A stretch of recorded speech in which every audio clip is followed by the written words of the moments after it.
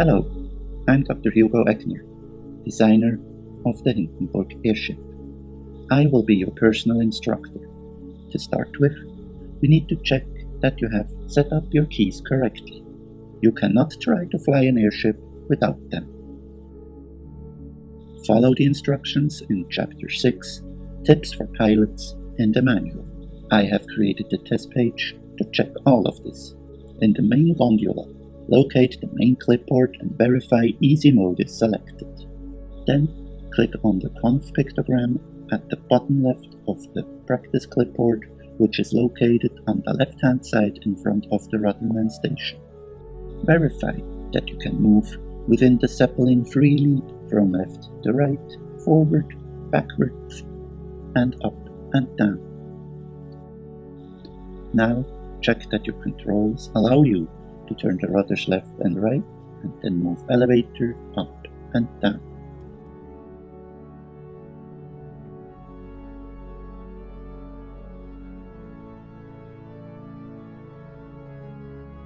If you turn the rudder all the way to the right and release the control, they will return to neutral on their own. So we need a button to lock the trim and keep the controls in the desired position. Check that the rudder and elevator trim locks are working by clicking on the mapped buttons.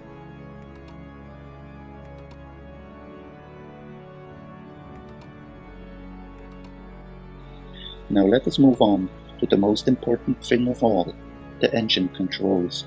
You need to understand the chain of command. You give an oral order to the watch officer, who rings a bell to warn the mechanic in his engine compartment 100 to 180 meters away to get ready to carry out the given order. Then the telegraph is activated, indicating the power to be supplied by each engine. In the engine compartment, the mechanic watches the needles move, then uses his telegraph controls to indicate maximum speed, then minimum speed, and finally displays the desired speed that was requested. Finally, he activates the huge diesel engine, start it up, and give it the required power in forward or reverse. The engine takes time to adjust to the required power command. The process, therefore, takes a very long time, and all four motors have to be activated synchronously to act at the same time. All this to explain that you need to be extremely reactive with your motor commands. The Zeppelin is very slow, but requires very, very fast actions to maintain stability and control. On the main clipboard in the menu tab, you have several options for managing your motors depending on the joystick configuration you have. In manual mode, you manage each manual command with the mouse.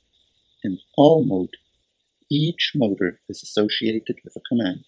So if you have 4 throttles, they will manage each motor independently. If you have only one throttle lever, for example Xbox, it will manage all the motors at the same time, which represents 90% of the commands typically given. Finally, if you have 2 throttle levers, you can manage them to direct the front motors separately from the rear motors, or the left motors separately from the right motors. Try stopping the motors and check the result on the conf page of the practice clipboard.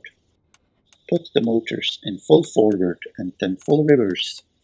If the controls react well, then we will finally be ready to start your training.